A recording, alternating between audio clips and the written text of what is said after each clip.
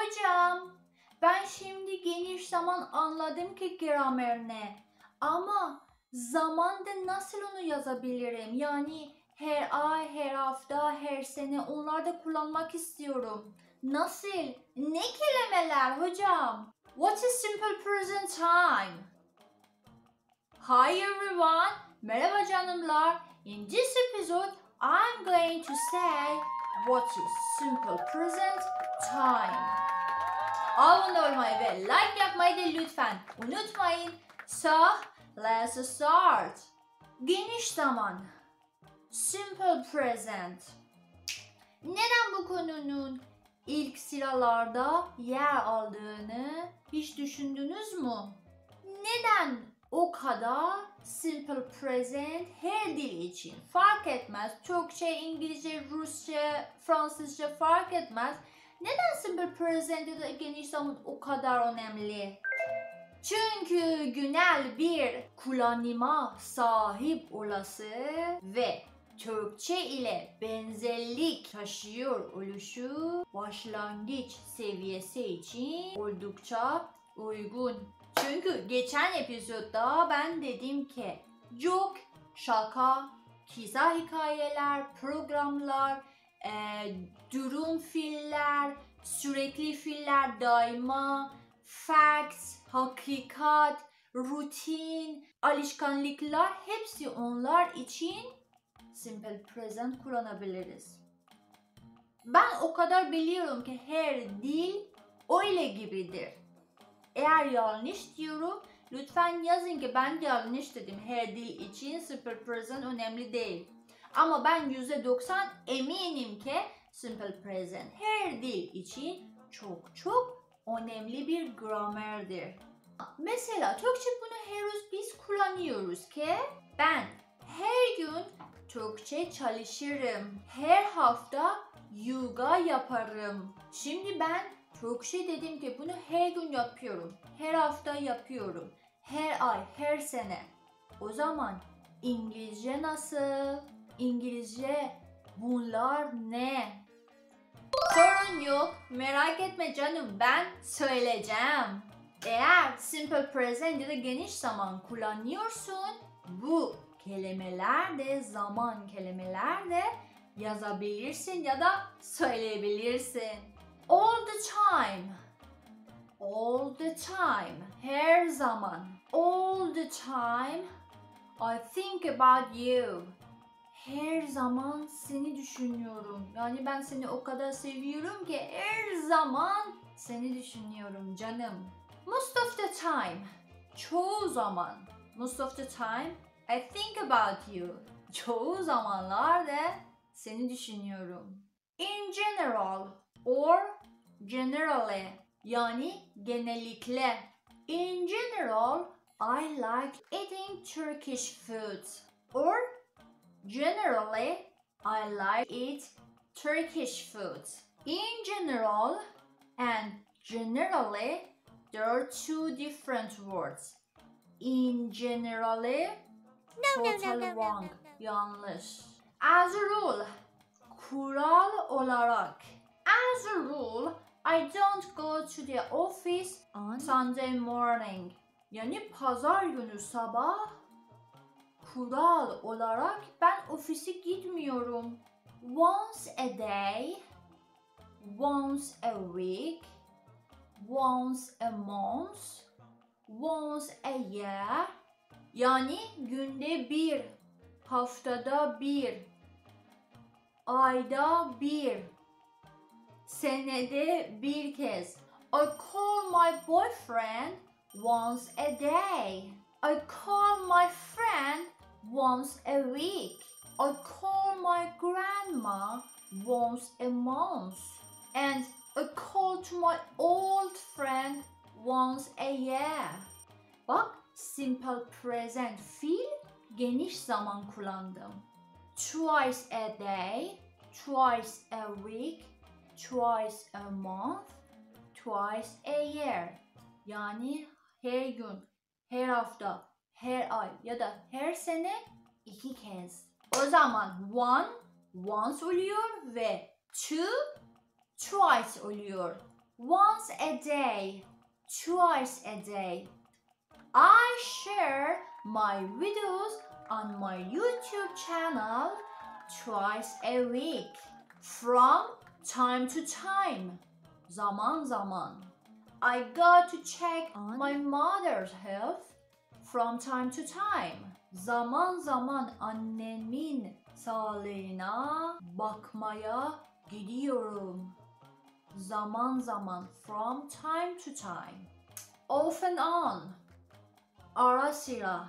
The restaurant makes mango shakes off and on during the times mangoes are in season. Yani ara sıra o restoran eğer o mevsimde mango varsa mango shake yapıyor. Ara sıra. Off and on. The restaurant makes. Es lazım çünkü the restaurant it. Cansız ve de hayvanlar those box içinde lazım. Once in a while. Arada bir. Earring needs to be taken out and cleaned. Once in a while. Yani arada bir kez bu küpe var ya, bunu biraz temizlik yapman lazım. 2 or 3 times a day. 2 or 3 times a week. 2 or 3 times a month. 2 or 3 times a year. Yani her gün 2 ya da 3 kere. Her hafta 2 ya da 3 kere. Her ay 2 ya da 3 kere. Her sene 2 ya da 3 kere. Nil swims and runs on a treadmill 2 times a week. Yani bir hafta boyunca Nil 2 kere hem de havuza gidiyor hem de treadmill üstüne öyle koşuyor, yani spor yapıyor. Regularly, devamlı. Which newspaper do you read regularly? Yani devamlı hangi gazete okuyorsun? Her hafta, her ay ya da her sene. Devamlı, regularly. Nowadays, şu günlerde. Nowadays, I bake my own bread rather than buy it. Yani şu günlerde kendim ekmeğimi evde yapıyorum, almıyorum. In the morning, in the afternoon, in the evening, in the night. Yani sabahta, akşamda, gecede. I go to school in the morning. I go to cafe in the evening. I go to restaurant in the night. Weekdays, hafta içi. Weekend, hafta sonu. The program starts every day at 10 a.m. on weekdays. Or the program starts at 9 p.m. on weekend. Hatırlıyorsun ki dediğim programlar, time çizgililerde simple present kullanabilirsin. Mesela tomorrow, yarın. My brother comes tomorrow. Abim yarın gelecek. Ama burada simple present kullandım ve tomorrow de simple present'de, yani geniş zamanda kullanabilirsin. Every morning, every night, every day, every week, every month, every year. Yani her gece, her sabah, her gün, her hafta, her ay, her sene. Daily, günlük. My grandmother needs daily care. Yani büyük annem, anneannem günlük hemşire lazım. Çünkü hasta ya, günlük hemşire istiyor. O zaman daily, weekly, monthly, annually. Günlük, haftalık, aylık, yıllık. Bunlar da simple present kullanabilirsin. Mesela Times Square attracts more than 30 billion visitors annually. Yani her sene 30 milyon yolculuk gidiyor ve sadece Times Square, o meydan, en meşhur meydan var ya, orada ziyaret yapıyorlar. Maşallah. Bakalım şimdiye kadar abone yaptınız mı? Like nasıl? Days of week.